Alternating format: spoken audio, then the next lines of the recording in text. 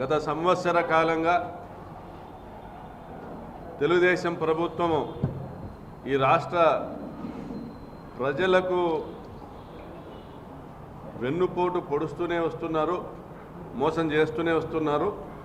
ఎన్నికలకు ముందు ఇచ్చినటువంటి హామీలన్నీ నెరవేర్చకుండా ప్రజల్ని మోసం చేశారు, వంచినారనేటువంటి ఒక బాధ వ్యక్తమవుతున్న తరుణంలో, వెన్నుపోటుకు గురైనామన్నటువంటి బాధ ప్రజల్లో వ్యక్తమవుతున్నటువంటి తరుణంలో మా ప్రియతమ నేత జగన్మోహన్ రెడ్డి గారు ఈ నెల 4వ తారీఖున రాష్ట్ర వ్యాప్తంగా వెన్నుపోటు దినంగా రాష్ట్ర వ్యాప్తంగా వైఎస్ఆర్ కాంగ్రెస్ పార్టీ నేతృత్వంలో నిరసన కార్యక్రమాలకు పిలుపునివ్వడం జరిగింది. గత ఏడాది కాలంలో రాష్ట్ర వ్యాప్తంగా 390 మందిని హత్య చేయడం జరిగింది. 390 మందిని వైఎస్ఆర్సీపీ నాయకులను కార్యకర్తలను హత్య చేయడం జరిగింది తెలుగుదేశం పార్టీ గుండాలు. మరొక 376 మంది పైన హత్యాయత్నాలు చేయడం జరిగింది. అంటే ఇంత అరాచకమా, ఇది బీహార్ని తలదన్నేటువంటి పరిపాలన కనిపిస్తూ ఉందని ఢిల్లీలో కూడా గలమిప్పడం జరిగింది. ఢిల్లీలో కూడా గత 6 నెలల క్రింద ఒక ధర్నాను ఏర్పాటు చేయడం జరిగింది. వివిధ జాతీయ ప్రతిపక్ష పార్టీల నాయకులు కూడా రావడం కూడా జరిగింది. అంటే ఒక సంవత్సరంలో 390 మందిని అంటే రోజుకొకరి చొప్పున హత్యలు చేసుకుంటూ పోతా ఉన్నారు. దాదాపుగా రోజుకొకరి పైన హత్యాయత్నాలు చేసుకుంటూ పోతా ఉన్నారు. 2466 అక్రమ కేసులు వైఎస్ఆర్సీపీ కార్యకర్తలపైన బనాయించడం జరిగింది. అదేవిధంగా 500 మందిని జైల్లో పెట్టారు. 440 మంది సోషల్ మీడియా కార్యకర్తలపై అక్రమ కేసులు పెట్టారు. వారిలో 79 మందిని జైలుకు పంపించారు.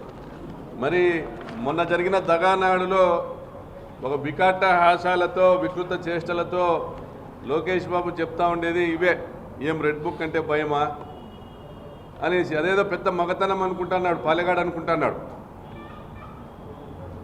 మా జగనన్న మనసున్న మహారాజు కాబట్టి మా ఇంట్లో వాళ్ళ చేతులు కూడా కట్టేసినాడు ఆ రోజు. మరి మీరు సంవత్సర కాలంలో సిగ్గు లేకుండా ప్రజల్ని మోసం చేసినామనేటువంటి కనీసం గిల్టీ కాన్షియస్నెస్ లేకుండా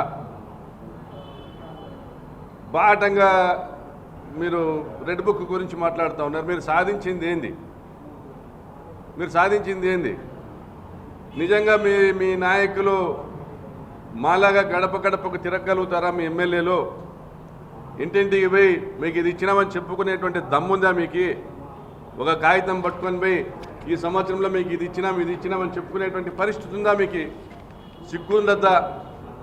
ఈరోజు sand mafia, land mafia, liquor mafia, Amaravati భూమాఫియా, ఇంకా 40,000 ఎకరాలు కావాలంట. ఇంకా అమరావతిలో కాంట్రాక్టర్లకు విందు భోజనం ఒక 5 మందికి 1,00,000 కోట్ల రూపాయల పనులు హామీ ఇచ్చినాడు. ఇప్పటికీ 60-70 వేల కోట్ల రూపాయల పనులు ఇచ్చినాడు 5 మంది కాంట్రాక్టర్లు. ఇక్కడ చూస్తే మహానాడులో మొన్న కూడా మాట్లాడినా, మహానాడులో తెలుగుదేశం పార్టీ కార్యకర్తలను సర్వే చేసుకుంటూ పోయింది ఒక ఏజెన్సీ.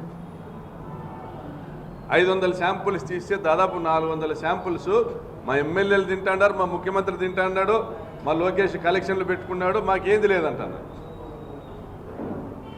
చివరికి బెల్ట్ షాపులు మినహా మీ కార్యకర్తలకు కూడా మీరు ఇచ్చింది ఏం లేదు.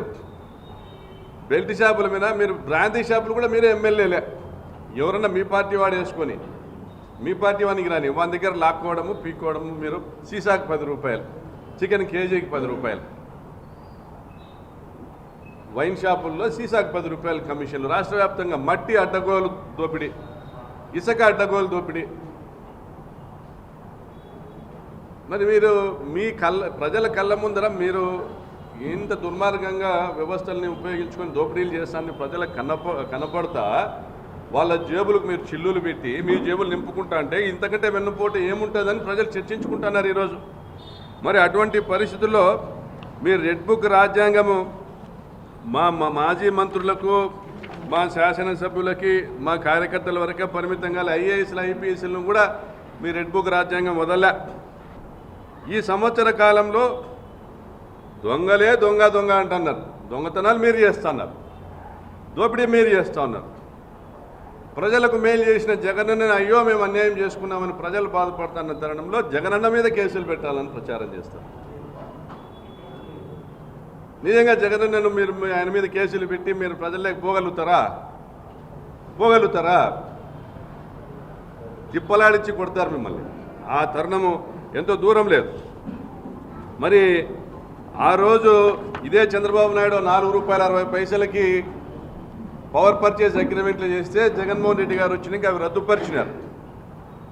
జగన్మోహన్ రెడ్డి గారు స్వయంగా పవర్ ప్రాజెక్ట్స్ నడిపినటువంటి వ్యక్తిగా, ఒక పారిశ్రామికవేత్తగా ఇంత అవసరం లేదు,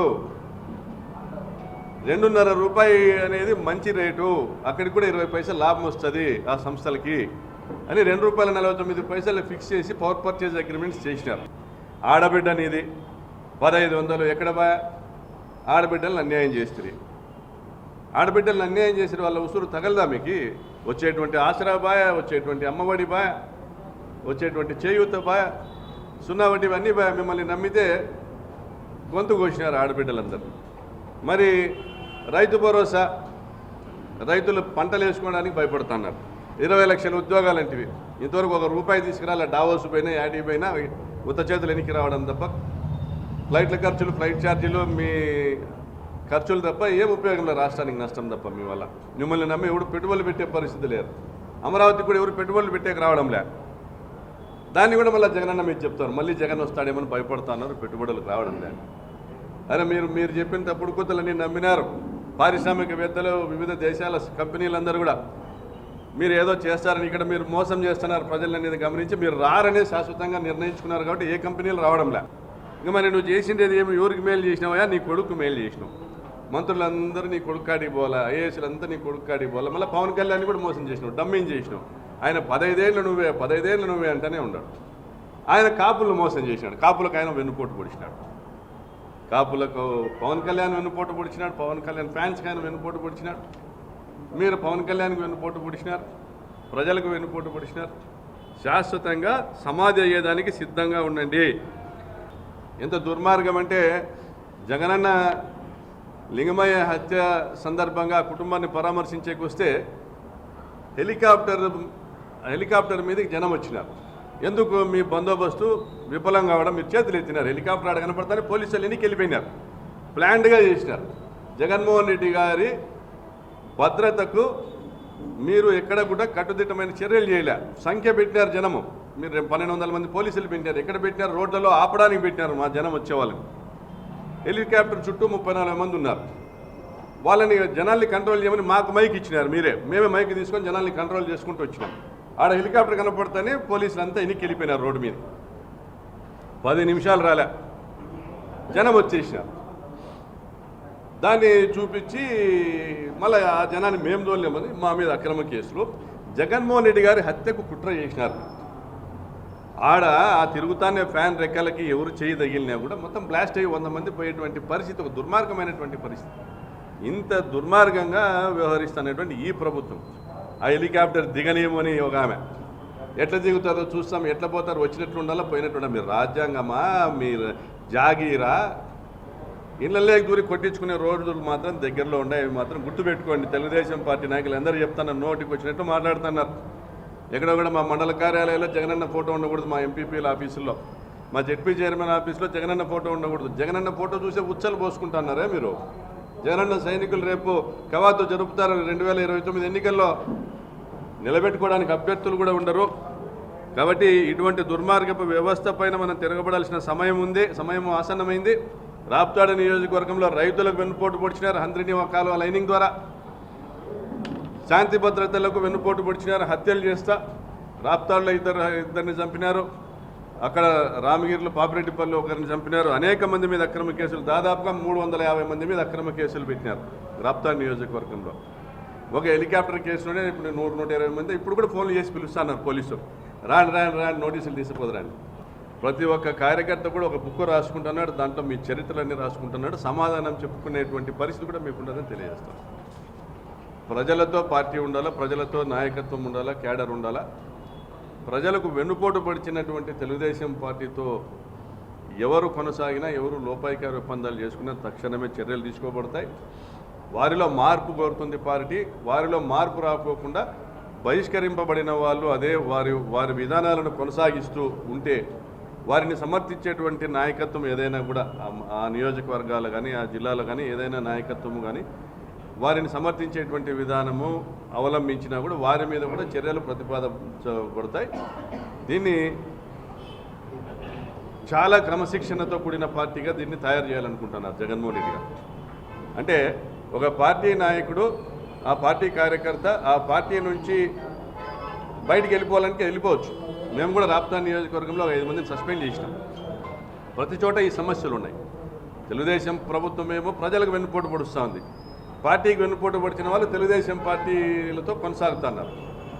అంటే నిజంగా నిజాయితీ నిలబడిన కార్యకర్తలకు వందలాది మంది పైన కేసులు, అక్రమ కేసులు ఈరోజు వాళ్ళు ఎదుర్కొంటున్నారు. మరి ఒకవైపు పార్టీ వెన్నుపోటు ప్రభుత్వం మీద పోరాడుతూ, కార్యకర్తలు వెన్నుపోటు ప్రభుత్వంతో పోరాడుతూ అంతర్గత వెన్నుపోటుదారులతో కూడా వాళ్ళని కూడా ఎదుర్కోవాల్సిన పరిస్థితి ఉన్నప్పుడు మన పోరాటం బలహీనమవుతుంది. కాబట్టి క్రిస్టల్ క్లియర్గా పార్టీతో ఉండేవాళ్ళు, ప్రభుత్వానికి వ్యతిరేకంగా పోరాడే వాళ్ళని మాత్రమే ముందుకు తీసుకొని పోతుంది వైఎస్ఆర్ కాంగ్రెస్ పార్టీ. అటువంటి విధానం లేని వాళ్ళని పక్కన పెట్టాలనేది ఒక తీర్మానం. రాష్ట్ర వ్యాప్తంగా దాదాపుగా రాష్ట్ర వ్యాప్తంగా ఒక 120 నుంచి 125 మంది మీద చర్యలు తీసుకోవడం జరిగింది. రాష్ట్ర వ్యాప్తంగా మన రాప్తాడు నియోజకవర్గంలో 5 మందిని సస్పెండ్ చేయడం జరిగింది. వారి చర్యలు అన్నీ కూడా పార్టీ గమనిస్తూ ఉంటుంది. క్రమశిక్షణ కమిటీ సభ్యునిగా వారిలో ఎవరిదైనా మార్పు వస్తే వాళ్ళను మళ్ళీ పార్టీలోకి తీసుకోవాలనేసి నేను ఒకరిద్దరు గురించి లేఖ కూడా రాయడం జరిగింది. ఇంకా కొంతమంది వారి పద్ధతులు మారలేదు. సో వాళ్ళను శాశ్వతంగా బహిష్కరించాలనేసి ఒక ఇద్దరిని శాశ్వతంగా బహిష్కరించాలని